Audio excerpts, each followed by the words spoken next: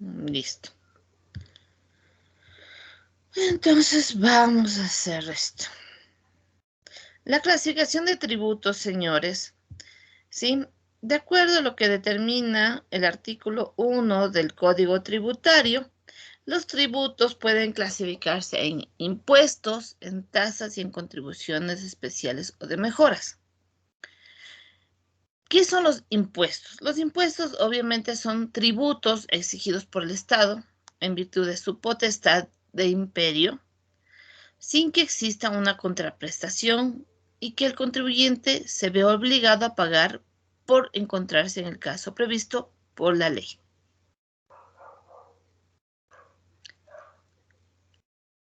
Bueno, entonces, ¿qué es de estos impuestos? Para que un impuesto se pueda generar, para que un impuesto pueda cambiarse o pueda eliminarse, ¿sí? Debe ser aprobado todos estos trámites por la Asamblea, ¿sí? Entonces, obviamente, una vez que están aprobados estos trámites por la Asamblea, el Estado, a través de su ente administrador de tributos, que en este caso puede ser el Servicio de Rentas Internas, la aduana o cualquier otra entidad del Estado que funge como administrador de tributos, ¿sí? Puede exigir a los contribuyentes pagos de estos tributos cuando ellos hayan, obviamente, realizado actividades que están dentro de la ley. Además, estos contribuyentes, obviamente, se ven obligados o tienen un deber de pagar estos tributos sin exigir una contraprestación. Esa es una de las cosas que son un poco raras, ¿no? Nosotros tenemos que pagar tributos, pero no tenemos una contraprestación de eso. Más bien lo que se hace es que la recaudación de los tributos aporte a lo que es el gobierno central, el presupuesto del Estado. Ahora bien, en ciertos países, señores, como Estados Unidos, por ejemplo, tienen otro tipo de cultura tributaria, ¿no? Y una de las cosas que eso es una cosa que deberíamos nosotros aplicar es el tema de que cuando yo pago mis tributos, una vez que pago, de algunos meses después o algún tiempo después, me llega una notificación a mi residencia fiscal y me indican, señor fulanito de tal, sus impuestos fueron aplicados a tal o cual lugar, a tal o cual actividad.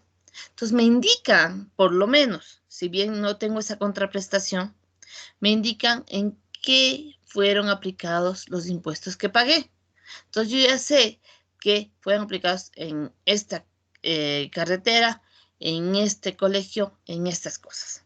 Y eso es una forma de que la gente sepa que sus tributos están trabajando por el bienestar de las personas. Bueno, entonces estos son los tipos de impuestos indirectos, indirectos, reales, personales e impuestos internos. Directos, o sea, son los impuestos que se cargan a una persona en especial y que no pueden ser trasladados a otros. Por ejemplo, el impuesto a la renta. El impuesto a la renta se calcula sobre los ingresos que nosotros o las rentas que nosotros generamos. En ningún momento yo puedo decir, ¿sabe qué? Mi impuesto a la renta, cóbrelo al señor que me está debiendo plata. No lo puedo hacer. Es directamente a lo que yo he generado, no lo que ha generado la persona al lado, ni mi papá, ni mamá, ni nadie. Los indirectos, que son aquellos que se trasladan de un contribuyente a otro hasta que llegas a un consumidor final, que es quien realmente paga. Uno de estos es el IVA, por ejemplo. ¿Cómo es este tema del IVA y de estos impuestos indirectos? Digamos, yo tengo una fábrica para hacer zapatos o ropa. Ya. Yo compro los materiales, compro la tela para hacer la ropa con IVA. Entonces cobro el IVA, o yo pago ese IVA cuando compro ese valor, ¿no? A mí me dan una factura con IVA que debo pagarla. Cuando yo ya hago la transformación de la tela, yo vendo con IVA, es decir, ya recupero ese IVA que compré. Luego, vendo digamos, a un mayorista, ese mayorista me paga a mí el IVA que yo pagué, ya yo lo recupero con mis ventas. Luego pasa al siguiente nivel, mayorista, digamos, al minorista. Entonces, el mayorista ya le cobra al minorista el IVA que me pagó a mí. Y así sucesivamente hasta llegar al contribuyente final, que al final somos nosotros y que no tenemos a quién cobrar. Si yo, por ejemplo, me voy a comprar una camiseta, ¿sí? Me voy a comprar una camiseta, yo pago el IVA y ¿a quién le cobro? Yo simplemente pago y esa es la persona que paga al final este impuesto. Los impuestos reales, que son los que se graban directamente a un objeto, a una situación o un hecho. ¿Ya? En especial, un ejemplo de estos impuestos reales es el ICE, ¿sí? Que se graban a ciertos productos que la ley les considera suntuarios o productos dañinos a la salud, por ejemplo, el cigarrillo, ¿sí? No se graban a todos los productos, sino a ciertos productos en específico. Luego tenemos los impuestos personales, que son aquellos que se cobran de acuerdo a la capacidad económica de las personas. Por ejemplo, el impuesto a la renta de las personas naturales, ¿no es cierto? Entre más ganemos, más impuestos pagamos. ¿Sí? Ustedes ven cómo es la tabla, ¿no? Viene desde 0 en adelante, o 0, 11.212, que es la fracción básica, de 11.212 a tal y así sucesivamente. Los impuestos internos, señores, que son los impuestos que se pagan dentro del país y por eso son los manejados por el SRI. Por ejemplo, el IVA, el impuesto a la renta, el ICE. Entonces, tranquilamente, si yo les digo a ustedes, el IVA, ¿qué tipo de impuestos son? Entonces, me pueden decir que es un impuesto indirecto, obviamente. También es un impuesto interno, ¿sí? Porque al mismo tiempo son los dos. Luego tenemos los impuestos externos, que son los que se graban al tema del comercio exterior, y estos son para las importaciones y las exportaciones. ¿Quién los maneja? Ya sabemos. La Secretaría de Aduanas es quien maneja todos estos impuestos externos. Los ordinarios son impuestos que constantemente sabemos que durante todo el año alimentan el presupuesto del Estado. Son impuestos que siempre van a cobrarse y que tienen tiempos específicos. Por ejemplo, el IVA. Todos los meses se cobra el IVA. El impuesto a la renta, todos los años se cobra el impuesto a la renta. Estos ya son impuestos constantes, ¿no? Que están dentro del presupuesto, que constan dentro del presupuesto del Estado todos los años. Tenemos también los impuestos extraordinarios, que son impuestos que se emiten por una sola vez, ¿sí? Que no van a ser emitidos nunca más y por ley nada más. Un ejemplo de estos impuestos extraordinarios fueron el impuesto, por ejemplo, que nos grabaron, ¿sí? Un impuesto del 2% sobre las utilidades que se generaron en el año 2015, cuando emitieron la ley solidaria por el tema este de el terremoto, ¿no? Del año 2016. Entonces la ley dijo, por una sola vez se cobrará el 2% sobre los ingresos que generaron todos los contribuyentes. ¿Sí? Entonces todos los contribuyentes que cumplían con ciertas especificaciones tuvieron que declarar por una sola vez un 2% sobre sus utilidades, ¿sí? Del año anterior, en donde se declaró en un formulario 120, que es el de impuestos generales, impuestos múltiples. Entonces, no se necesita tener un número específico de formulario como el que teníamos antes, ¿no es cierto? 101 para impuesto a la renta, 102 para impuesto a la renta de personas naturales, etcétera, que teníamos anteriormente. Hay uno que les digo que es el formulario para impuestos múltiples. Ojo, no hay que confundir este formulario de impuestos múltiples con el formulario de pagos múltiples, que es el 106, que son dos diferentes.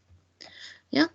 Ojo, tampoco es que nosotros vamos a confundir los impuestos extraordinarios con las contribuciones. Recordemos que cuando pasó esta ley solidaria por el terremoto del 2016, también nos pidieron una contribución solidaria a todos los empleados en relación de dependencia, en la que nosotros teníamos que pagar o contribuir con un día de sueldo por cada $1,000 de nuestro sueldo que hubiésemos ganado. Y ese día nos contaban en varios meses. Si, por ejemplo, yo tenía un sueldo de $2,000, a mí me contaban un día en un mes, un día de sueldo en un mes y un día de sueldo en el otro mes. Entonces ya cumplía con eso. Y además, eso nos dieron un formulario 107A para comprobar ese descuento. Entonces, eso era una contribución, en ningún caso era un impuesto, por favor. ¿Ya? Entonces, eso no vayamos nosotros a confundir que es una contribución con un impuesto. Luego tenemos nosotros los impuestos proporcionales. ¿Cuáles son los impuestos proporcionales? Son aquellos impuestos que se pagan el mismo valor, o se cobra el mismo porcentaje de impuestos, no importa lo que yo compre. Si, por ejemplo, voy y compro una camiseta que vale $15, voy a calcular el 12% para el pago del IVA por esos $12. Pero si, por ejemplo, voy y me compro un carro de unos $17,000, igual cobro el 12% de esos $17,000. ¿Ya?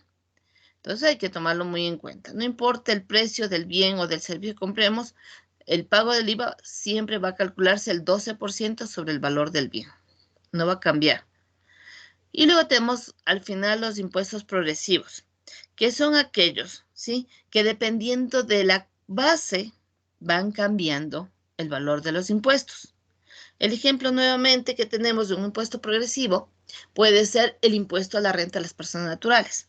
Si yo estoy en la base mínima, no pago impuestos. Si gano más, pago más impuestos y conforme yo siga ganando más, aumentará el porcentaje del pago del impuesto que yo debo realizar.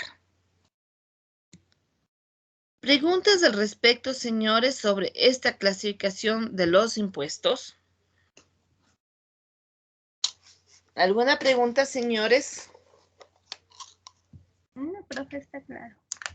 ¿Ya? Entonces, por favor, recuerden que todo esto es lo que nosotros tenemos que aprender. Es un poquito de teoría, pero es para entender bien realmente cómo nosotros debemos declarar nuestros impuestos, cómo tenemos que controlar esos impuestos para, de la mejor manera, utilizar la ley.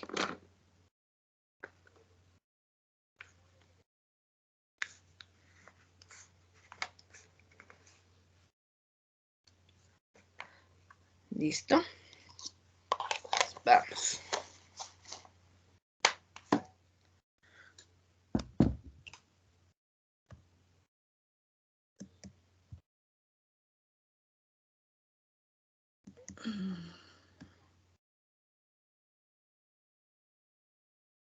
Bueno, entonces, ¿qué tenemos? Otra de las clasificaciones es las tasas. ¿Qué son las tasas? Son tributos que se pagan por servicios, ¿sí? Pero esos tributos solamente los deben pagar quienes utilizan este servicio, no todo el mundo. Si, por ejemplo, nosotros el día de hoy queremos irnos, no sé, a Colombia, ¿ya? Que está cerquita, en avión, ¿ya? Por la utilización del aeropuerto debemos pagar unas tasas aeroportuarias. Pero si yo me quiero ir a Colombia por carretera, no debo pagar esa tasa aeroportuaria, porque no he utilizado en ningún momento el aeropuerto, pero al final me voy al mismo lugar, ¿no? A Colombia, sea por donde sea, me voy. Entonces, dependiendo del servicio que utilice. Y de igual forma, si por ejemplo nosotros queremos, ¿sí?, sacar la cédula, se nos caducó, se nos perdió, lo que sea. El sacar la cédula también nos cobran un valor de una tasa, ¿ya? Entonces, solamente le debe pagar la persona que emitió o que sacó la cédula. Otro es las contribuciones especiales o de mejoras. que son aquellos tributos, ¿sí?, que consisten en la obtención de un beneficio por parte del sujeto pasivo. Entonces, ¿qué pasa con esto? Estas contribuciones por mejoras nos lo cobran muchas veces a nosotros. No sé si ustedes se han dado cuenta en el recibo del agua, ¿no? Un ejemplo. En el recibo del agua, por ejemplo, nos cobran la contribución, ¿sí? Y ahí dicen por alcantarillado, por asfaltado, por lo que sea. Eso no es que nos cobran porque sí, es porque cuando, por ejemplo, nosotros vivimos cerca de una vía principal, el asfaltado, eso va a mejorar la vialidad y obviamente ese beneficio va a ayudar a que se incremente la plusvalía de nuestros bienes. Entonces es un valor que nos va en un futuro a ayudar a nosotros a mejorar la plusvalía. Un ejemplo de estos, por ejemplo, es la vía que tenemos para el aeropuerto, ¿no es cierto? La ruta viva. ¿Qué pasa con esta ruta viva? Hace años, cuando recién se planificó el aeropuerto allá en Tababela, donde lo tenemos, ¿sí? Los terrenos en donde está la ruta viva, o que están aledaños de la ruta viva, porque muchos de terrenos de estos fueron desalojados para el tema de crear esta ruta viva, esos terrenos no valían más de 10, 15 dólares el metro cuadrado. Con la creación y la inauguración del aeropuerto y de la ruta viva, en la actualidad estos terrenos, el metro cuadrado puede estar valiendo, ¿sí?, hasta 300 dólares. Entonces, imagínense la diferencia, ¿no? Y por ende, el costo de la construcción de la ruta viva no es que la pagó solamente el GAT de Quito, ¿no?, el municipio de Quito, sino también parte de eso se ha transferido a las personas que fueron beneficiadas con esa nueva ruta, que anteriormente no tenían por dónde salir, sí tenían que darse todita la vuelta hasta la vía interoceánica para que esas personas puedan realizarlo, sus trámites, sus cosas. Entonces, ¿qué tuvieron que hacer? ¿Sí? Hicieron la ruta viva y la gente tuvo más acceso, tuvo cómo movilizarse de mejor manera. ¿Ya? Entonces, eso hay que tomarlo muy en cuenta. Pero hay también la gente que no entiende que estas obras que han beneficiado y han incrementado sus precios también exige mayores costos de impuestos. La gente que vivía ahí hace muchos años estaba acostumbrada a pago de, por ejemplo, el impuesto predial de una forma muy baja, ¿no? Porque al final de cuentas era tierras rurales. Al crearse esta ruta viva, al incrementarse la plusvalía, imagínense, de 10, 15 dólares del metro cuadrado, a incrementarse a un valor, digamos, no sé, de 200, 300 dólares el metro cuadrado, ¿sí? ¿Qué pasa con esto? Estos valores obviamente incrementaron el precio del terreno y al incrementar el precio del terreno, esos valores también tienen que pagar más impuestos prediales. Y la gente ya no le gustó. Entonces, eso sí hay que tomarlo muy en cuenta.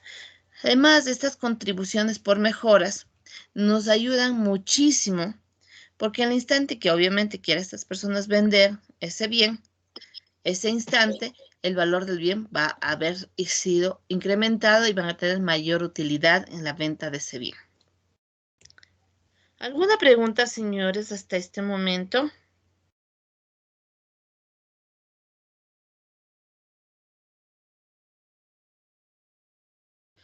¿Alguna pregunta, señores? Señorita Lara, ¿todo entendido?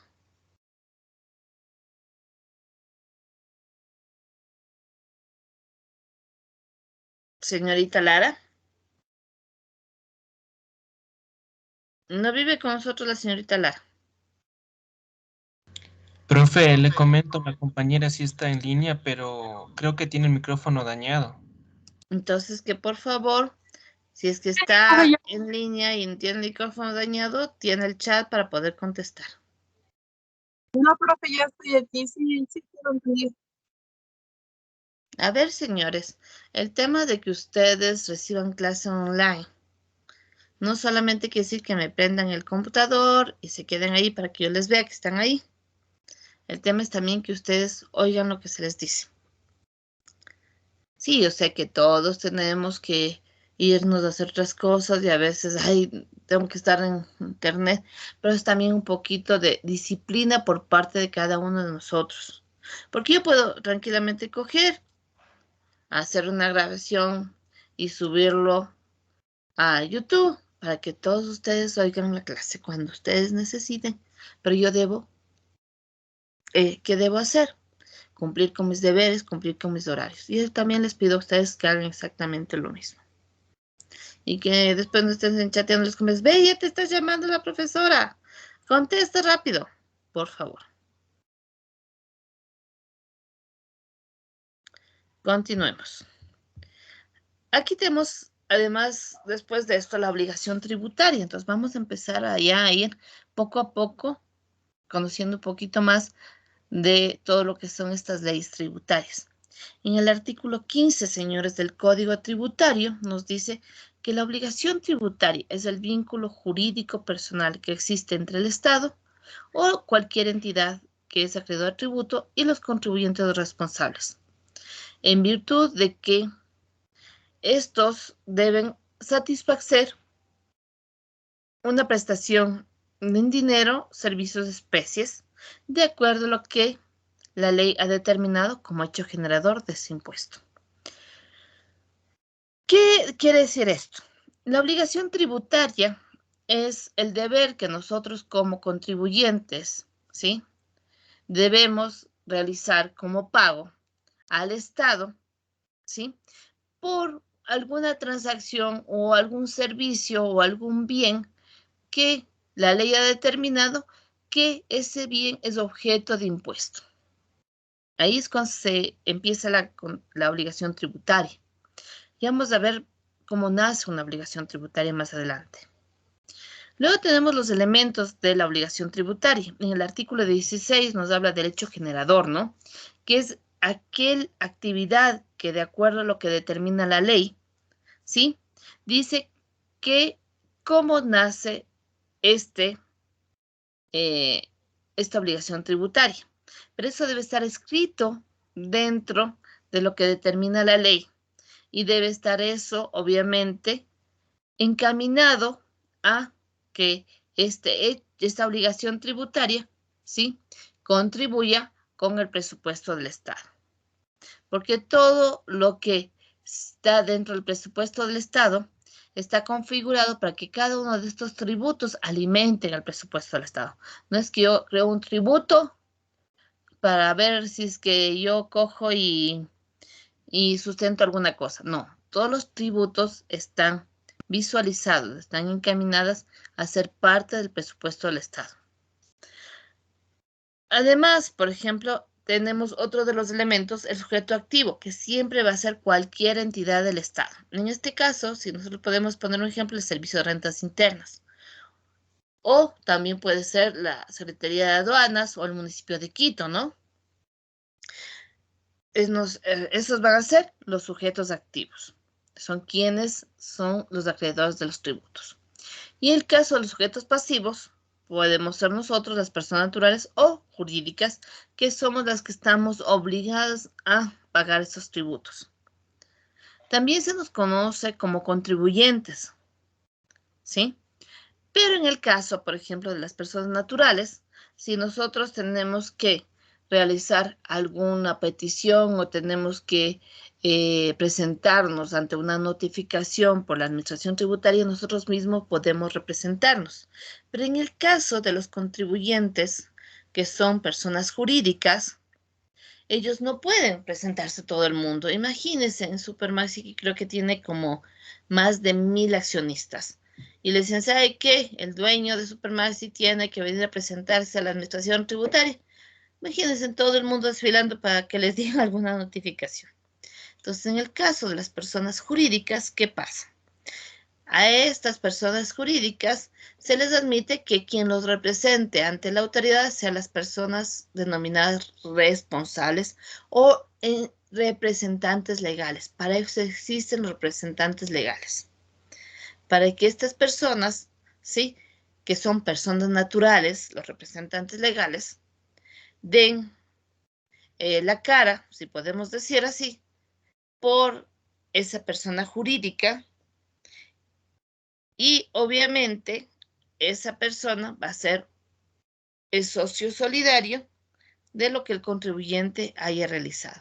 Por eso es lo que a veces, no sé si ustedes han oído, que cuando uno firma declaraciones, por ejemplo, ¿sí?, el responsable de lo que se emite en estas declaraciones, de lo que se presenta en estas declaraciones, ¿sí?, ¿quiénes son?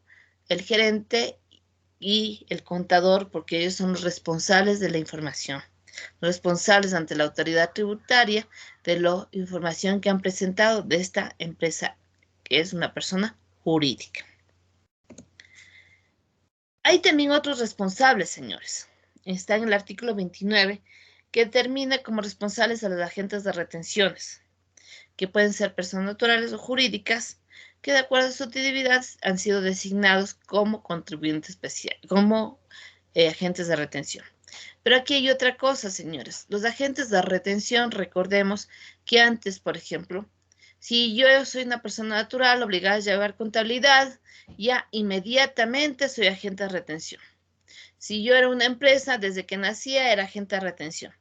Eso cambió con la ley de simplicidad tributaria, cuyo reglamento tuvimos recién después de 7 meses, que fue en el año 2020, el reglamento, y nos indica que solamente pueden ser agentes de retención quienes estén dentro del padrón. Es decir, no todas las empresas pueden ser agentes de retención, no todas las personas obligadas a llevar contabilidad son agentes de retención. Para ser agente de retención deben estar dentro del padrón de agentes de retención. Y por eso es lo que ahora, inclusive en los documentos de esas personas, debe constar la leyendita que diga agente de retención. Anteriormente no constaba esos documentos. ¿Qué pasa con este tema de los agentes de retención, señores? Si nosotros somos agentes de retención, es como que fuésemos nosotros unos empleados del Servicio de Rentas Internas, si le queremos poner así la forma más brusca. Nosotros les damos al Servicio de Rentas Internas, recaudando estos tributos, por ejemplo, las retenciones en la fuente, ¿sí? Nosotros somos los encargados de darle recaudando esas retenciones en la fuente, y por ende también somos responsables de pagarles o entregarles ese dinero al Servicio de Rentas Internas. Como ese es dinero que nosotros solamente les damos cobrando y les tenemos que devolver al Servicio de Rentas Internas, nosotros como agentes de retención estamos obligados a pagarle en el plazo que el Servicio de Rentas Internas determine esos dineros que le dimos recaudando. Yo no puedo en ningún momento ir y decir, señores, ¿saben qué? Yo no tengo plata. No les puedo pagar esas retenciones en la fuente que realicé. Tal vez el próximo mes, o saben que denme un plazo para pagarles. No lo puedo hacer. Como ese es dinero del SRI que yo recaudé, obviamente, ese dinero yo no lo podía utilizar. Ese dinero lo tengo que pagar al SRI. ¿Sí? No tengo en ningún momento por qué haber obtenido ese dinero, recaudar ese dinero y utilizármelo. Entonces, si yo soy agente de retención y debo pagar esas retenciones, debo pagarlas, porque de lo contrario, eso se convierte en una evasión tributaria, que eso obviamente conlleva al tema de defraudación al fisco, porque estoy quedándome con dinero que es del fisco, no es mío. No así cuando, por ejemplo, yo tengo que pagar mi impuesto a la renta, que es un impuesto generado por mí, ¿sí? Que no le he cobrado a nadie, sino es generado por mí.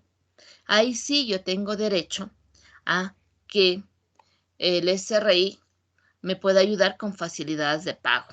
Ahí no tengo problema. Si me retrasé en el mes de marzo, no tuve dinero para pagar mi impuesto a la renta, puedo irme al servicio de rentas internas, decirle, ¿me pueden ayudar con un plazo más largo, 6 meses, hasta un año me pueden dar? Y ellos me lo van a dar.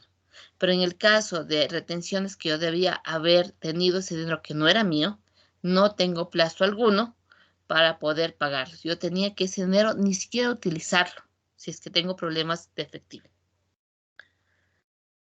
Otros responsables son los agentes de percepción, que también podemos ser personas naturales o jurídicas, ¿sí? Que obviamente por mandato de la ley estamos obligados a recaudar tributos y entregárselo a nuestro sujeto activo. Y también los sustitutos. Si, por ejemplo, una persona no puede asistir, ¿sí? Puede enviarle a otra persona que le sustituya y esa persona obviamente puede ser la persona que debe cumplir con lo que la ley ha determinado. Entonces aquí les he puesto algo que sea un poquito más claro, ¿no? Acerca de la obligación tributaria, que es en el artículo 15. En eso tenemos nosotros el famoso hecho generador, obviamente, que nace, ¿sí?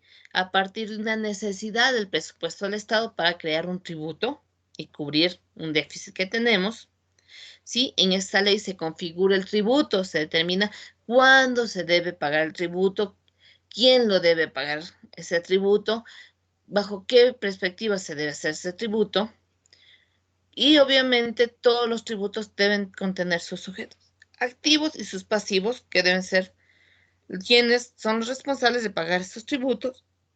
Y tenemos nuestra base imponible, que estos son uno de los términos que yo siempre a ustedes les he de decir, deben aprenderse de memoria. Yo no soy de las personas que crea que la ley debe aprenderse de memoria, porque en el Ecuador la ley nos cambia muchísimo. Ahora mismo el gobierno ya está poniendo 3 ejes para una reforma tributaria nueva. Entonces, imagínense, va cambiando día a día todo el tema de la parte tributaria. Pero hay ciertos términos que sí nosotros tenemos que tener muy claro, aprendernos casi de memoria, porque vamos a encontrar esos términos durante toda la ley tributaria, durante todo el reglamento, todas sus aplicaciones, y si nosotros no sabemos a ciencia cierta, ¿sí? ¿Qué significan esos términos? No vamos a entender el rato que nosotros leamos la ley. La base imponible es uno de los términos que yo quiero que ustedes se aprendan de memoria, lo anoten y se acuerden, porque este tema de base imponible van a encontrar en toda la ley tributaria, en todos los libros que hablan de tributación van a hablar la base imponible. ¿Qué es la base imponible? Es el monto que se aplica, el monto sobre el cual se va a aplicar el impuesto. Es la base imponible. Si, por ejemplo, yo, como les decía hace ratito, tengo que compro una camiseta de $15 más del IVA, mi base imponible es los $15, porque de ahí es de donde yo calculo mi impuesto de 12%. Si, por ejemplo, yo tengo que pagar mi impuesto a la renta, ¿cómo lo saco? Mis ingresos, ¿sí? Mis ingresos grabados menos mis costos y gastos deducibles, ¿sí? Y ese valor que me queda es mi base imponible. Sobre ese valor calculo mi impuesto a la renta. Entonces, ¿qué es la base imponible? Nuevamente, es el monto sobre el cual se va a aplicar la tarifa del impuesto de acuerdo a lo que estableció la ley. ¿Qué son los sujetos o qué tipo de sujetos tenemos? Activo y pasivo. Y el hecho generador, obviamente, es el que la ley ha establecido como la ley, de acuerdo al presupuesto, ha establecido para generar un impuesto. Preguntas, señores, al respecto.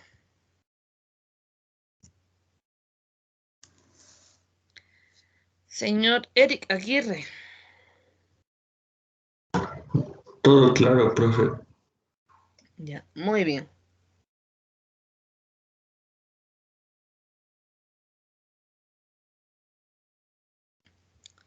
Entonces vamos a continuar con esto.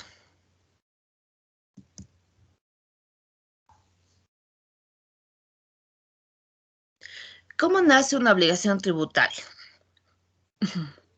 Primero, como ya habíamos visto, crear un presupuesto, crear un impuesto nace desde una necesidad del presupuesto, ¿sí? Para cubrir sus déficits. Y así es como nace un impuesto, una obligación tributaria. Y luego, obviamente, se verifica el hecho generador, desde dónde va a nacer este tributo. La exigibilidad de la obligación tributaria, ¿cuándo se empieza a hacer una obligación tributaria exigible? Primero, tengo dos formas o dos diferentes fechas para que una obligación tributaria sea exigible. La primera, cuando yo hago mi propia declaración y la subo. Digamos que a mí me toca pagar mi IVA el día 18. He cumplido perfectamente. El día 18 subí. A partir del día siguiente, ese valor ya es exigido y es exigible, pago. Porque yo subí esa declaración diciendo que yo debo pagar $100 a partir del día 19.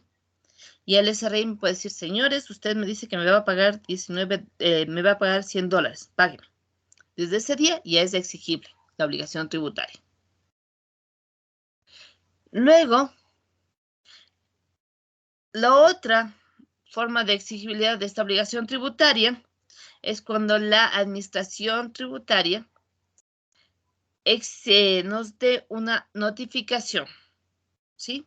Es decir, que el día que nosotros no hemos pagado impuestos y nos notifica la administración tributaria que nosotros debemos cumplir. Desde ese día que ellos nos dicen, se empieza a hacer exigible esta obligación tributaria. Entonces, son las dos formas, o porque yo lo he hecho y subido mi declaración, o porque me ha notificado la administración tributaria. ¿Cómo se determina esta obligación tributaria? ¿Cómo la calculo? Obviamente, la primera es el cálculo del sujeto pasivo. Es decir, yo mismo calculé que yo debo pagarle $100 a la administración tributaria. Cogí, sumé, resté mis valores de mi contabilidad, de mis datos, y yo digo, ¿sabe qué? Yo sé que debo pagarles. Entonces, yo calculé que debo pagarle $100. Esa es la primera. La segunda, por actuación de la administración tributaria. Esta puede ser de forma directa o indirecta. Cuando es directa, es en base a las declaraciones, ¿sí?, que nosotros hemos tenido o en base a los registros que tenemos en nuestra contabilidad. Entonces, la administración tributaria obviamente va a tener cierta información, ¿no? Va a tener la información, por ejemplo, de declaraciones anteriores que he realizado, va a tener información de las ventas que he realizado, porque los otros contribuyentes también han declarado sus valores y va a decir, yo al señor Torres le compré tanto, entonces la administración tributaria va a hacer que yo tengo tantas ventas, tantas compras. En base a esa información, coge y determina cuánto yo debería haberle pagado. La presuntiva, ¿no? Cuando no sea posible de determinar con exactitud cuánto es el valor que se debe pagar. Entonces, como no tengo eso, simplemente lo que hace la administración tributaria, ¿sí?, es indicarme que de acuerdo a la información histórica que ellos tienen, pues asumen que yo debo pagar ese valor. Pero ¿qué pasa con estas dos formas de determinación? Tanto la presuntiva como la directa, ¿sí?, que da la administración tributaria, una vez que emite la notificación, ¿sí?, yo tengo máximo 48 horas para realizar los pagos. Si es que yo le digo, ¿saben qué, señores de administración tributaria? La información que ustedes tienen no está completa, no está bien hecho el cálculo, por favor, déjenme hacer a mí. No, ya no va a ser posible. Una vez que emitió el valor la administración tributaria, yo debo pagarlo. Si es que la administración tributaria no hizo bien sus cálculos, me está cobrando de más, pues una vez que yo lo pague, ahí recién yo solicito que me devuelvan lo que estoy pagando de más. Le demuestro a la administración tributaria que sus cálculos estaban errados y ahí sí pido que me devuelvan. Pero yo en ningún momento podré decir, no les voy a pagar. Primero, yo hago bien mis cálculos y les pago solamente lo que yo debo. No. Si ella me emitiera un documento y que me dicen, págueme este valor, yo debo pagarlo y luego reclamar. Y la última, la determinación mixta, en la que la administración tributaria, en base a sus balances, a su información, ¿sí? Y en base a la información que recaudó de terceros, puede determinar cuánto es lo que yo debo pagarles. ¿Alguna pregunta, señores?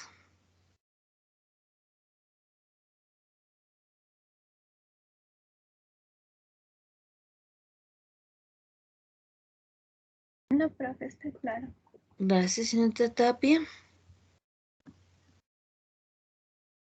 Y bueno, vamos a terminar el día hasta la extinción de la obligación tributaria. Entonces, terminemos con esto que vamos a ver. ¿Cómo se extingue o se exonera, la excepción de la obligación tributaria? Hay excepciones, señores, que la ley pone o dispensa a ciertas personas de que paguen algunos tributos. Una exención, por ejemplo. La ley nos dice que las personas que se dedican, por ejemplo, a la parte de agricultura, ¿sí? Van a estar exentas del impuesto a la renta sobre esa actividad. ¿Qué tal si yo me dedico a la agricultura, pero también me dedico a la exportación? ¿Ya? La ley me permite que yo, sobre la actividad de agricultura que vendo, ¿sí? Dentro del territorio ecuatoriano, yo no pague impuesto a la renta. Pero sobre lo que yo hago para exportación, sí debo pagar impuesto a la renta. Es una exención. Luego, en el artículo 21 tenemos acerca de los intereses a cargo de los sujetos pasivos. Si es que yo me retrasé en el pago de mis impuestos, automáticamente yo debo calcular intereses y multas. Anteriormente, esos intereses y multas los calculábamos de forma manual.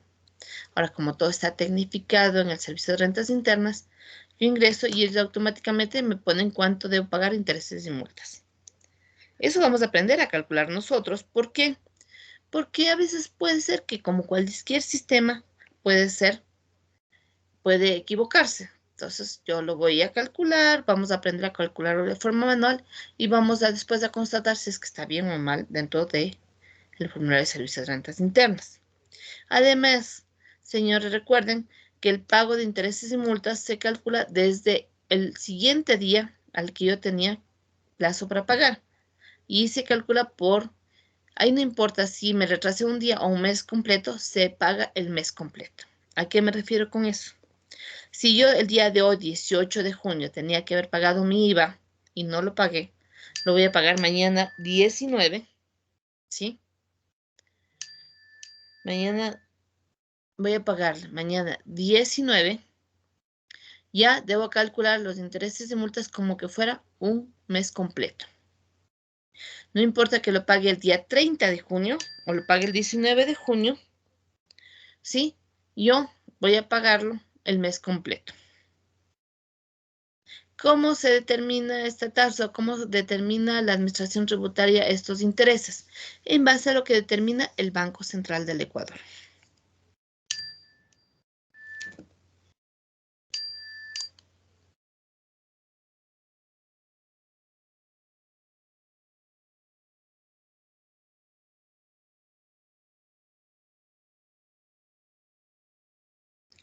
¿Sí?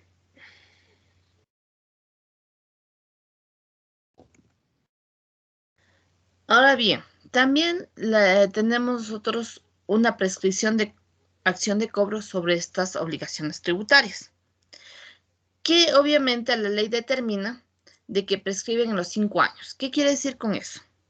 Si, por ejemplo, una obligación tributaria fue exigible, digamos, el día 19 de junio del 2021 y la administración tributaria nunca más me notificó que yo le debía, ¿sí? Yo podía esperar 5 años sin que me notifiquen y obviamente ha prescrito esa obligación tributaria. Yo puedo ir y decirles con papeles, señores, ya pasaron 5 años desde el día 19 de junio en donde esa obligación tributaria fue exigible, nadie me notificó, yo no he hecho ningún pago, entonces automáticamente prescribe esa obligación tributaria. Recuerden que estas obligaciones tributarias sí tienen fecha de prescripción, pero no así tiene fecha de prescripción. Las glosas que nosotros tenemos o que podemos tener, por ejemplo, cuando nos hace una revisión la Contraloría, esas glosas no prescriben, duran toda la vida. Y si es que nosotros no las pagamos, las pagan nuestros herederos, nuestros papás, nuestros cónyuges, eso nunca va a prescribir. Las obligaciones tributarias sí prescriben. Y bueno, vamos a terminar con esto de la caducidad. Está en el artículo 94. Esta es la caducidad, habla acerca de la facultad que tiene la administración tributaria de determinar los tributos, ¿sí? Obviamente, si es dependiendo de este tema, esta capacidad, ¿sí? Se podrá utilizar por la administración tributaria o simplemente va a ser desestimada. ¿A qué me refiero con esto? Por ejemplo, si es que yo tenía el día de hoy, 18 de junio, ¿sí?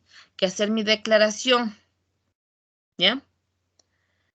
Y resulta que no la hice. Y la administración tributaria nunca me notificó que yo, Paulina Calvache, no hice mi declaración, ¿sí? Y han pasado ya 3 años. Ya la administración tributaria no tiene ningún derecho de decirme, ¿sabe qué? El 18 de junio del 2021 usted no hizo la declaración. Ya estamos en el 2025, digamos. Ya pasaron más de 3 años. Entonces, ellos ya no tienen la potestad de pedirme que yo les pague o que haga una declaración. Lo otro. Contados desde la fecha de vencimiento del plazo para presentar la declaración, ¿sí?